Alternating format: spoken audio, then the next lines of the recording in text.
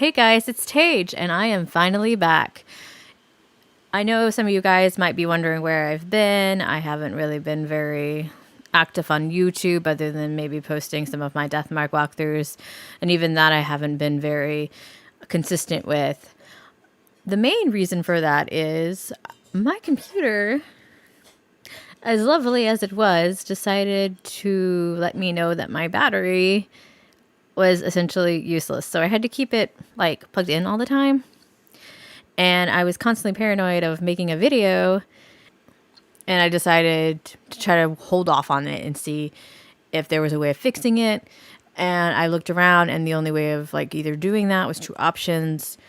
It was either updating the BIOS, which is very risky with gaming laptops, from what I read up on there, and I didn't want to brick my computer. Or I could have like buy a new battery and try to install it myself or have someone repair it. Both of those options scared the holy bejesus out of me. I did not want to mess up this computer. So in the end, the only option for me, which is probably kind of dumb, was to get a new laptop. So I looked for one that had a little bit more different specs than my current laptop, which I was having issues with. I had an Alienware 15R3, and I really, the more I started working with that one, I really didn't like the feel of it. I liked the graphics and the ability to be able to do something like this without having to worry about my computer just suddenly going kaput. But there were a lot of other things. It was very slow. Obviously, the battery did not last long at all, and it was just past the warranty, of course. So yeah, that was the main reason why I wasn't on YouTube. I just didn't have it in me. I lacked so much motivation when that happened, and things like that are going to happen. But it just took a lot out of me. I just like everything that's going on, it was just like one more thing. So, but with that said, I've got this new computer so far. I'm really liking the graphics. The fan is a little louder than what I'm used to. My R3 didn't get very loud at all. The only time it ran is when I played like Overwatch or Dead by Daylight. But it's not getting hot. And with no more what I'm playing, I'm glad it's not getting hot. Now, moving on, I do hope you guys are staying safe. I know that at least in my country, people are starting to open back up for, in my opinion, not the best of reasons. We should probably still be moderately closed down, if not all the way closed down, considering the sudden spikes. And especially in my state, it is really rampant right now. So I've been not going out very much at all. And if I do go out, I stay in the car. Or if I have to like absolutely get out of the car, mask on. But I hope you guys are staying safe. And if you're having to work out there, I hope you are able to stay as safe as possible, which is not always the case, unfortunately. But I do hope that you are able to find a place where even if it's really tough, that you're able to take a moment for yourself and to breathe.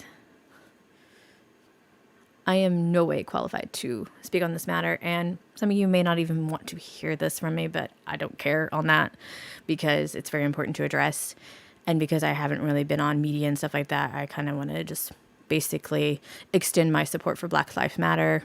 It is a very important movement, and I'm going to be leaving some links down below if you guys want to, or you're looking for some charities or more information.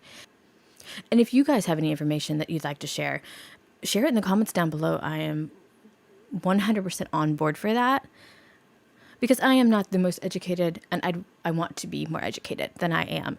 So I don't want to say something that will come off very ignorant or insensitive or in any way. But I fully support Black Lives Matter. I'm sorry that intro was a bit of a long one, but I felt that there were some very important things that needed to get said, and so I felt you guys deserved an update or why I haven't been posting videos. And with that said, I'm going to get right into this game. I realize this game has just released, and there's a lot of people who are making content on it. I personally am kind of excited for it. I've kind of been hearing about it in the background. I don't know a whole lot about it. I've just seen a little bit here and there, and I thought it looked really awesome. It's kind of one of those games that I heard about it and then I kind of forgot about it, and then suddenly global release. So I guess this is kind of like the perfect time to get in here and kind of learn about what this game is about. I've just downloaded the game and played around with a few of the a little bit of the intro, and kind of gotten a little bit of a feel for it. But overall, I don't know much, and I think that's kind of like the best thing is going in blind and kind of learning a little bit more about it.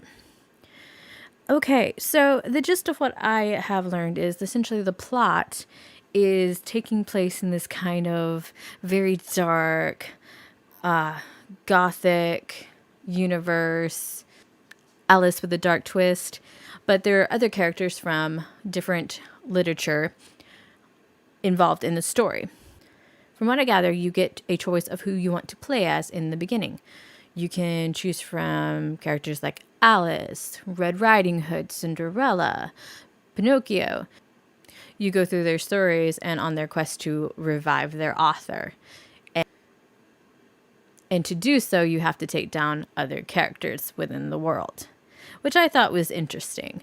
It has definitely had a very dark twist. I've loved what I've seen of the art. As you can see, I've chosen Alice. I do like Alice in Wonderland, especially Twisted takes on Alice in Wonderland. I love the art. It's just very bam in your face. I love the sword. I probably would have, even without Alice being one of my favorite storybook characters, I probably would have chosen just for that sword alone because, oh my gosh, look at the detail. And the puppets in the beginning, they were both very creepy, cheeky, and it's very quirky, and I loved it. And it seems like they're going to be kind of like the mascots that are leading you through this game. I don't know how long they're going to stay, if they stay throughout the entire thing, or just to kind of help you get the feel of the game. But all right, I'm going to walk you through the menu here. It's a mode where if you don't know what to do, it's going to essentially tell you what you need to do. Like this first one here. Clear any act of impulse, normal, chapter 1, verse 2. And you get twilight crystals, which is the currency in the world other than gold, is what you use to summon. And here you have the purification mode. All I know about that is you beat up these weird looking things and you get experience for doing so. And you'll see a menu that pops up about the cooldown. And I think it has to do with this crown right here. They had a special going on, so it didn't cost me a fortune. It was $1.99. That's not too much. So one of the perks is the purification cooldown time is shortened from 8 to 4 hours. You get a whole bunch of other stuff too. That's how I have more crystals as well.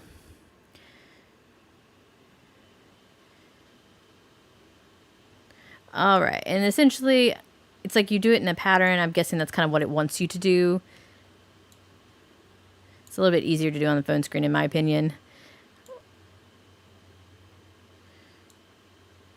But essentially, Alice is trying to bring back Lewis Carroll, who is the author of Alice in Wonderland. Which I'm interested in seeing why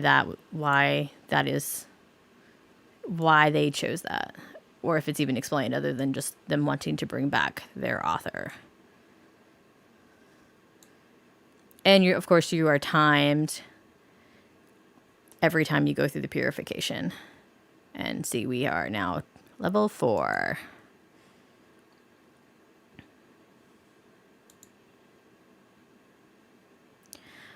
Okay, and then here's the story mode. I'm not going to be showing that off in case you guys are going down the same path, or you chose to go to a different path and you don't want to get any spoilers or anything, but you essentially play through the story.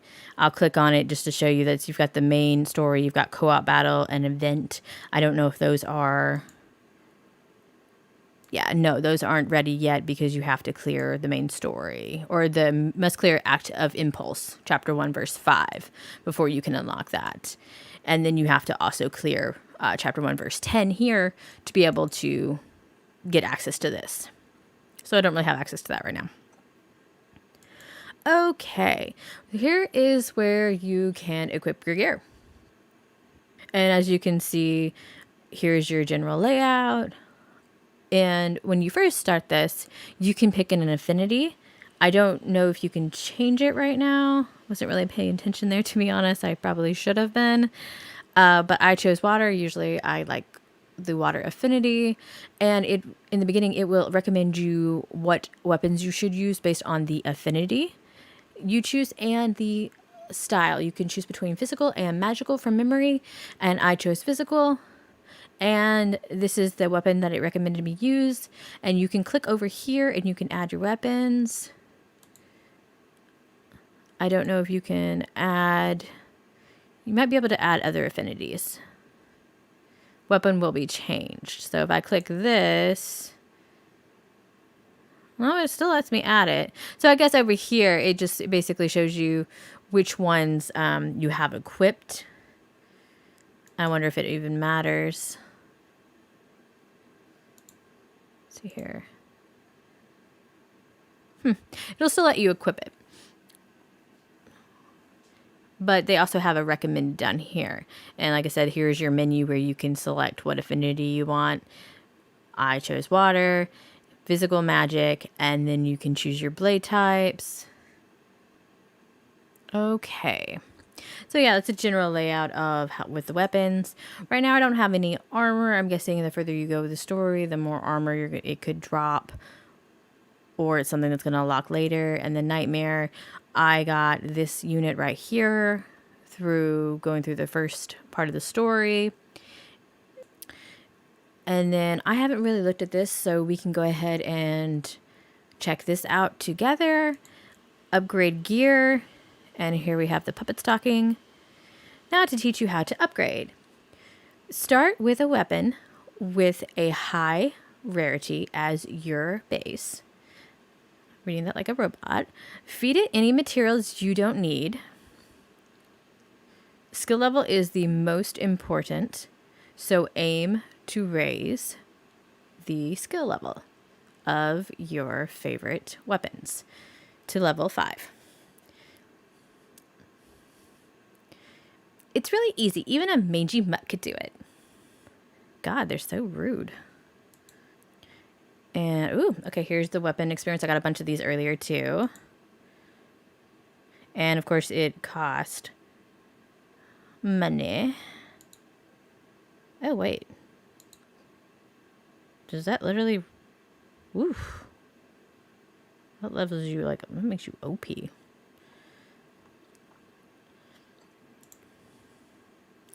Materials include items of S or higher rarity. Are you sure you want to proceed? I don't know if I want to proceed. Should I proceed? Well, we're going to proceed, and if I done fucked up, that's on me.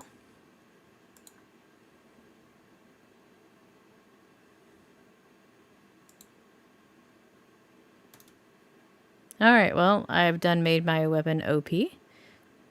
It wasn't supposed to, it was only supposed to go to level 5, but that's probably what was going to happen anyway. So we now have a level 23 snowflake spear. Alright, so that's a general gist of how you upgrade. You just click the plus sign and then you put the materials in there that you want. And so forth. And this is the details about your weapon, the stats. And that's how you change your weapon. Limit break gear. Let's see what this is. Maybe this is where all your weapons are. Let's see here. Okay, and this is, I guess this is where you can use other weapons as... I'm not going to touch that right now until I have a better understanding. And here's where you evolve gear. So obviously you're going to be able to make your gear stronger. And that's definitely important in games like these. And then you're going to upgrade your class right here. So here it gives you kind of a rundown of the class levels and what you gain at the next class level. Obviously, I can't do anything right here yet, but this is where you go to upgrade your class level. And then we have a limit break class.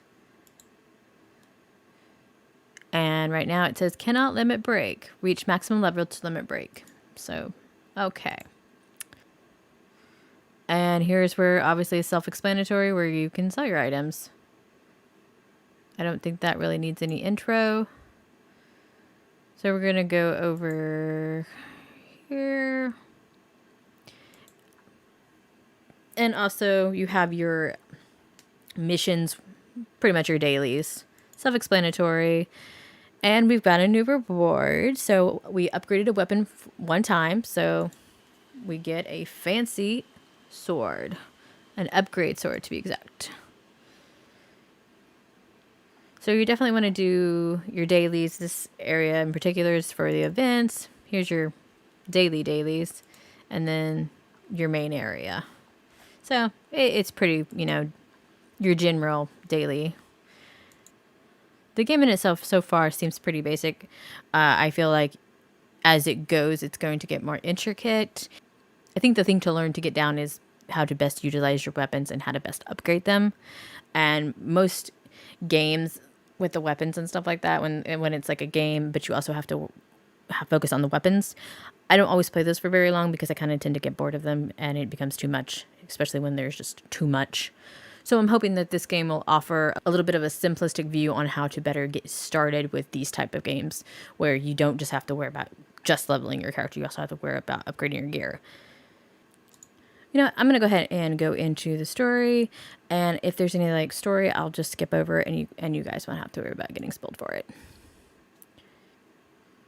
And you have your chapter 1 right here. It's kind of set out on like a grid.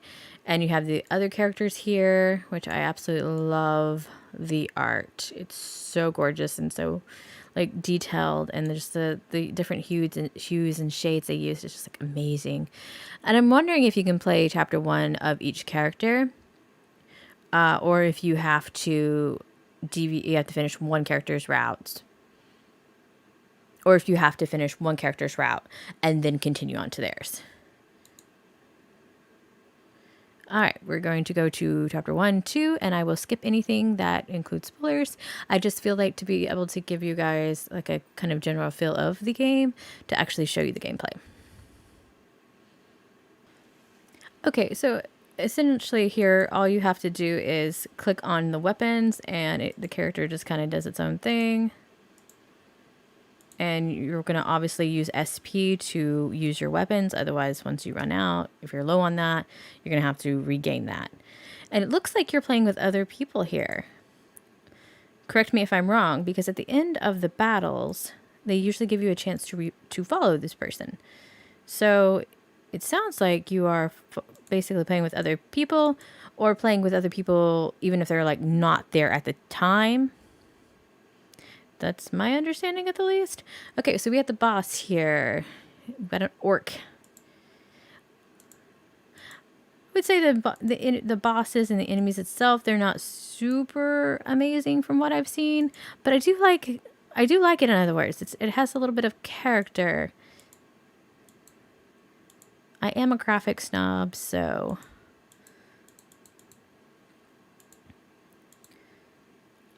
maybe a little bit of bias there, but I'm in no way saying it's the worst art that I've ever seen. It's just a bit different, but I feel like it fits in with the world.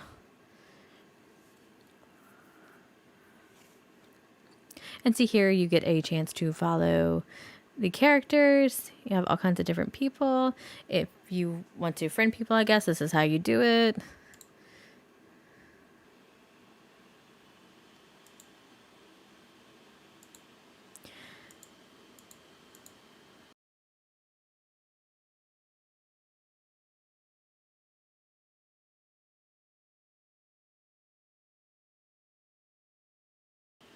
Boom. Reload. I would say it's nothing special, but it is done in stages. It's not freeform to where you have to move across the world itself. I can take or leave that really. And we've got the boss. This time is a hound, and his affinity is water. Boom. And because I am water, he is resistant to me, but I also have other people on my team, so we took him down. Woot!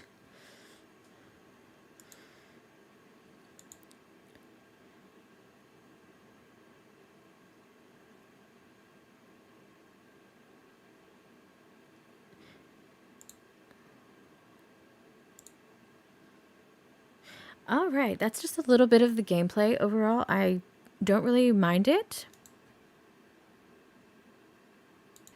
So far, the combat is pretty simplistic. You get a full party, which is, it's nice. I mean, you're not like completely left alone and having to just battle with yourself and maybe another unit or two that you've summoned. That's a nice touch. I wouldn't, like I said, wouldn't say it's overly amazing, but it's not like overly like so complicated that you're just like overwhelmed.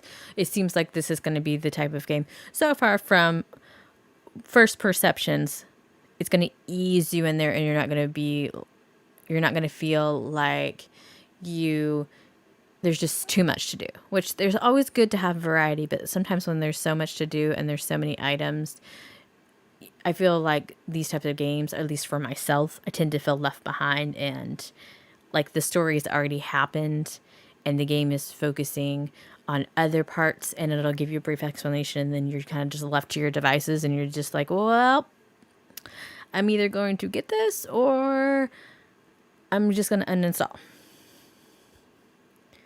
I've just noticed certain types of games like these, I just tend to give up on because there's just too much. Even if I love the art, I love the gameplay, if I'm too overwhelmed by it, I'm just like, nah, I don't got time for this. All right, we're going to go to the area where we can summon now.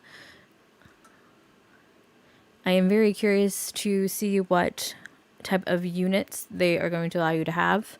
I know that weapons were very big in the first beginning because you got to summon 11 for free. All right, we're going to do an 11 summon. And you have a little stage, and you pull the rope, and the books come down. Well, the puppets come down, then the books. Well, I think a lot of people want more rares.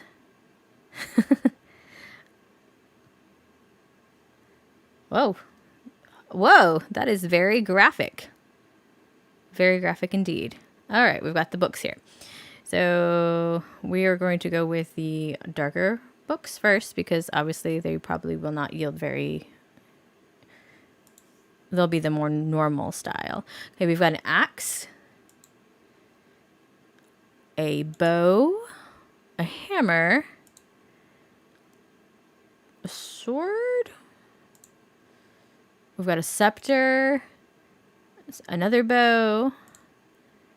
We've got a hammer, or a really chunky sword. Either way, it looks like it could do a lot of damage. And another scepter. I'll get words right eventually. I do like the intricate detail they have put into the weapons, though. They are really nice and colorful. All right.